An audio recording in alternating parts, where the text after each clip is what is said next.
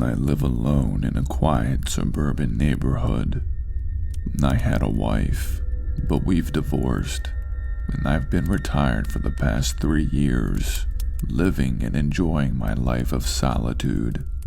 The only complaint I have is my next-door neighbor. He's usually up late in the night in his backyard, chopping wood.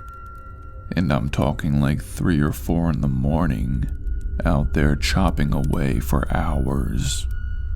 I usually don't mind, but the chopping is very loud, and it got to the point where I had to go over and talk with him.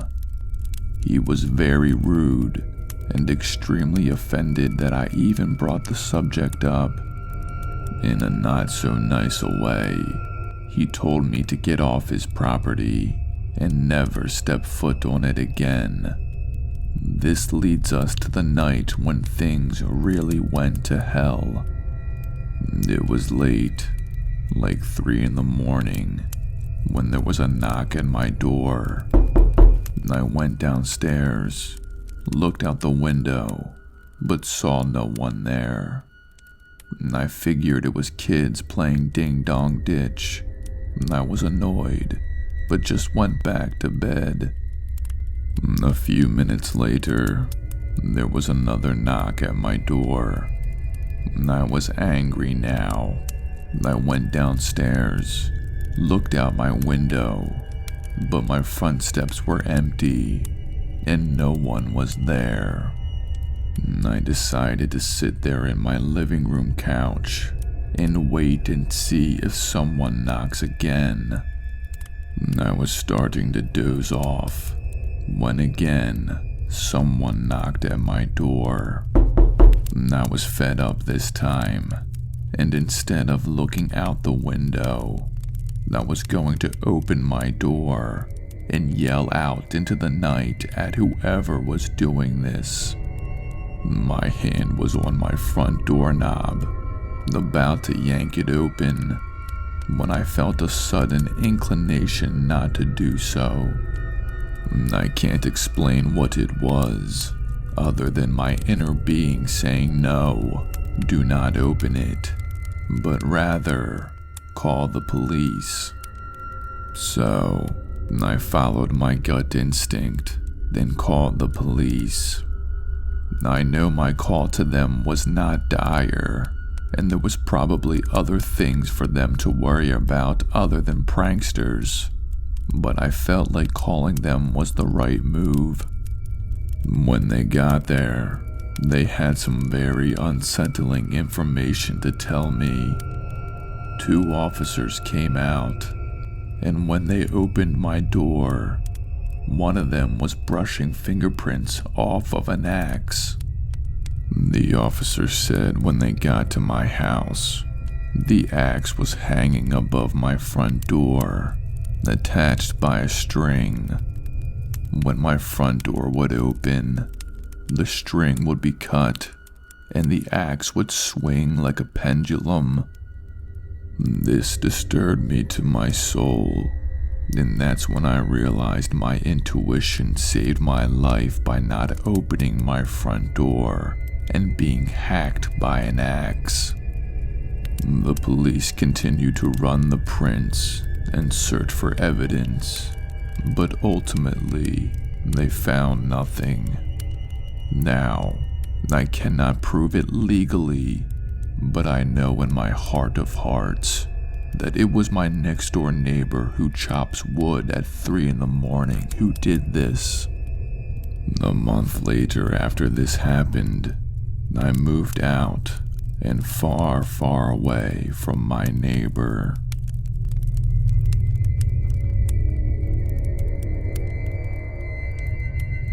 I had a pretty typical childhood. Small town neighborhood, loving 2-parent household, and a straight-A student. But one thing that stood out noticeably when I was growing up was my next-door neighbor, Cliff. Cliff was very odd. Oftentimes, when I would walk home from school, I would see him standing in his front window, just staring at me, not even trying to hide the fact that it was very creepy. My parents told me that he lived alone and did not really have family or friends. And as bad as I wanted to feel bad for him, I just could not get over how creepy he was. Little did I know, I would find out just how creepy he would get. It was summer vacation. I had just turned 18, and it was one of the hottest summers on record for our area. It was late one night. My family did not have central air, so we kept our windows opened at night to let in whatever breeze there might be. I was fast asleep in my room, sleeping under a thin sheet because of how hot it was.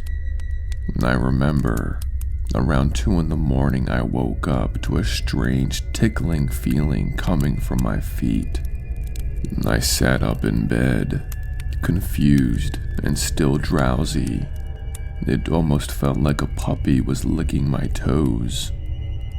I was fully awake at this point, and that's when I decided to pull back my thin covers to check my feet. I wish I never had.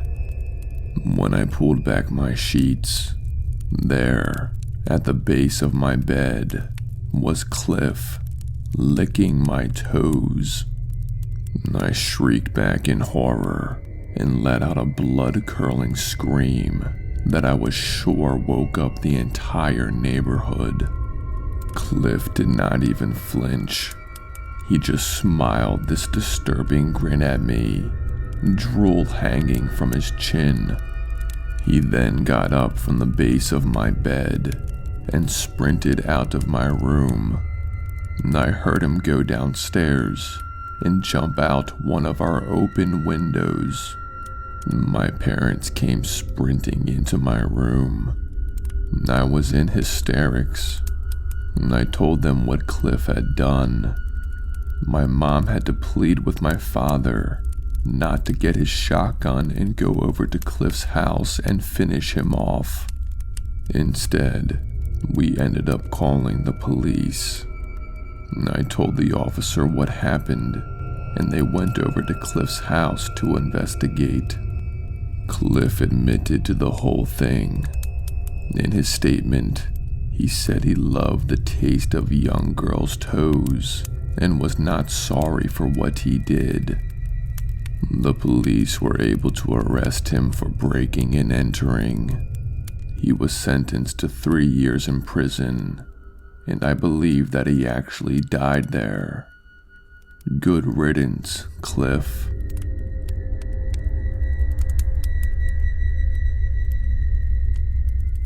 I lived next door to an old lady named Martha. Martha was a widow and did not have any family living near her. I did my best to help her with yard work and making her meals whenever I had the time. I myself was divorced from my husband, and my little girl lived with me at the time. But as Martha got older with age, she started to change. She would often put out bowls of food for cats in her driveway. Many stray cats would come over and eat from the bowls. But I started to notice Martha would finger the bowls when the cats were finished and then suck her fingers. I thought sadly, maybe she was just getting older and losing her sense of reality, and maybe she should be living with someone full time. Then one night, everything changed. It was 1 a.m. My daughter and I were fast asleep when our doorbell suddenly rang. I put on my robe and went downstairs to answer it. I opened the front door, but no one was there. I was about to close it when I heard a loud shrieking, and then from the end of my driveway, and I saw Martha sprinting at me with a cat in her hand. She had on only a nightgown and was running straight towards me, screaming her lungs out. That's when I realized the cat she was holding was covered in blood, and I saw its limp paws dangling as Martha continued to sprint at me. She got to my front porch and threw the dead cat at me. It hit the side of my house, and I almost puked when I saw that the cat's throat had been slit. Martha started to laugh, and I saw that she had blood on her lips.